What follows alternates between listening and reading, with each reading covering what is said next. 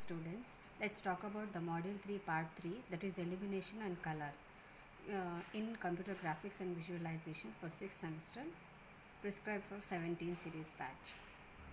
The content goes like this, where we are going to discuss illumination models, different light sources, basic illumination models, especially with ambient light, diffuse reflection, specular and foam model, corresponding OpenGL functions with respect to color, properties of light, color models, especially RGB and CMYK color models. Illumination models is also called a lighting model, which is also referred as shading model and is used to calculate the color of an illuminated position on a surface of an object. Any object that is emitting radiant energy is a light source that contributes to the lighting effect for other objects in a scene. We can model light sources with a variety of shapes and characteristics, and most emitters serve only as a source of illumination for a scene. A light source can be defined with a number of properties. We can specify its position, the color of the emitted light, the emission direction, and its shape. We could set up a light source that emits different colors in a different direction. We assign light emitting properties using a single value of each of the red, green and blue, that is RGB color components, which we can describe as the amount or intensity of that color component. So we can divide our light sources into two types. One is a point light source, so where we have a simplest model for an object that is emitting radiant energy with a single color. You can see in the diagrammatic representation here, specified with 3 RGB components. A point source for a scene by giving its position and the color of the emitted light. Coming with the example of infinitely distant light source, one of the natural example we can suggest is the sun, which is very far from a scene, which can also be approximated as a point emitter, but there is a little variation in its directional effects. The light path from a distant light sources to any position in the scene is nearly constant. Extended light sources and the Vaughan model. So coming to this, when we want to include a large light source at a position close to the objects in a scene, such as the long neon lamp, we can approximate it as a light emitting surface. Do this is to model the light surface as a grid of directional point emitters.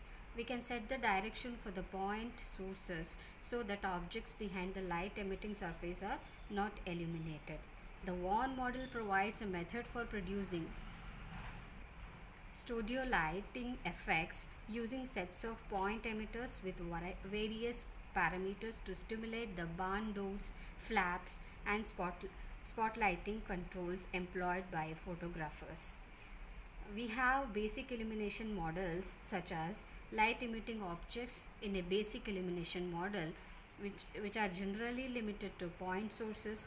Many graphics packages provide additional functions for dealing with directional lighting, which is called spotlights and extended light sources.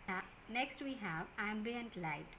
Ambient light is nothing but a reflections produced by ambient light illuminations and are simply a form of diffuse reflection, and they are independent of the viewing direction and the spatial orientation of the surface. Ambient light determines how much of the incident energy is reflected and how much is absorbed. This produces a uniform ambient lighting that is the same for all objects, and it approximates the global diffuse reflections from the various illuminated surfaces. Type we have is diffuse reflection, which is the incident light on the surface and is getting scattered with equal intensity in all directions independent of the viewing position. Such surfaces are called ideal diffuse reflectors, and they are also referred as Lambertian reflectors because the reflected radiant light energy from any point on the surface is calculated with Lambert's cosine law. The intensity of the light in this direction can be given with the with the relation radiant energy per unit time divided by projected area, which we are refer with cos of phi n divided by dA cos of phi n, which is a constant. Coming to the Phong model with a specular reflection, the bright spot and the specular reflection that we can see on a shiny surface is the result of the total or near total reflection of the incident light in a concentrated region around the specular reflection angle, as we can see in the diagrammatic representation with the different angles phi and theta, where the angle phi is the viewing angle related to the specular reflection direction r. An empirical model for calculating the specular reflection range developed by Phong. A shiny surface is modeled with a large value like 100 and smaller value like 1 for dull surface.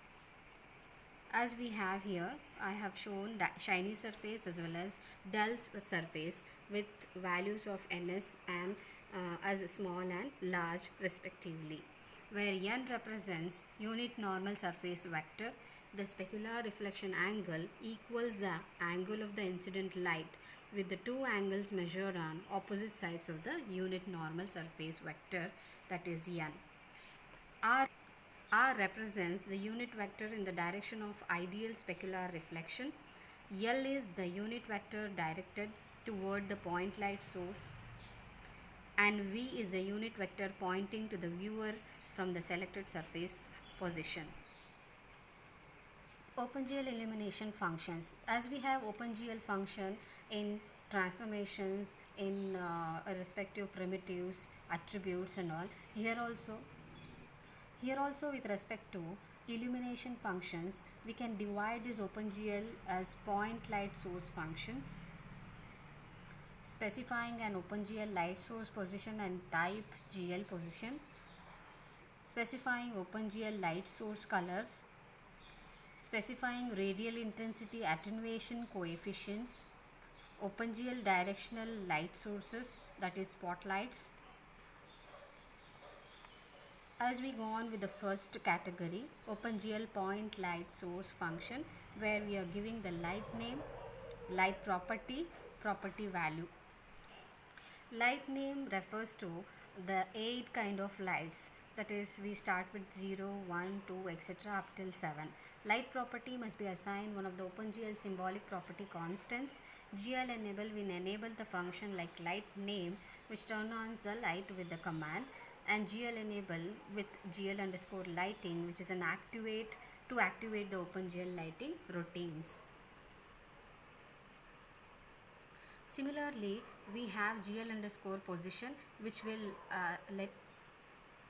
tell us the position of the light source and its properties.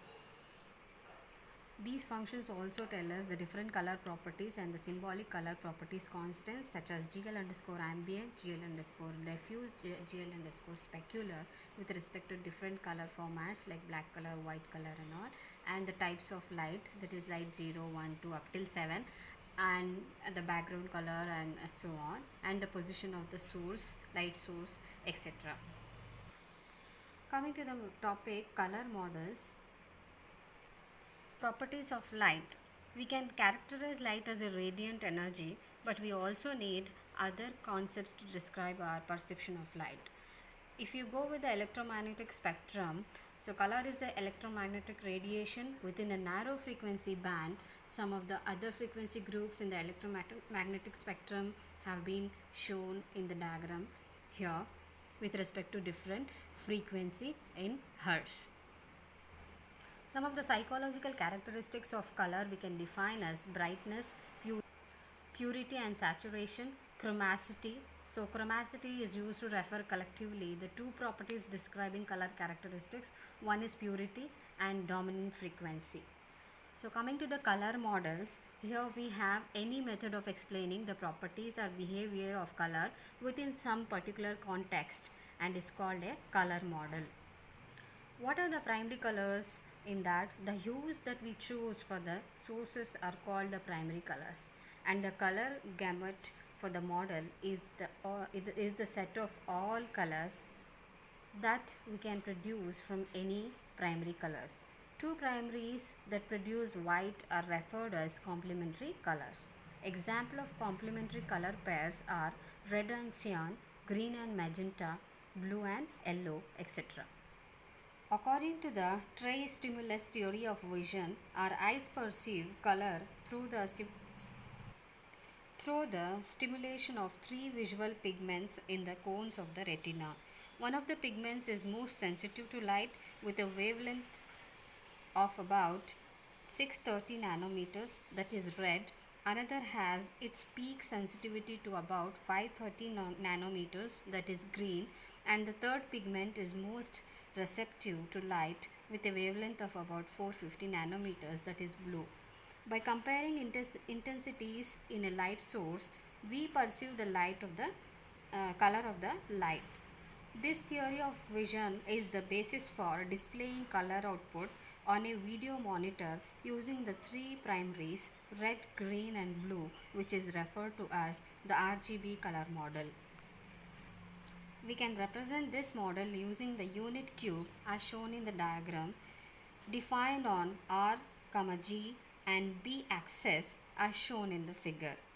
The origin represents black and the diagonally opposite vertex with coordinates 1, 1, 1 is white, and respective values for each color has been provided in the cube. A video monitor displays color patterns by combining light that is emitted from the screen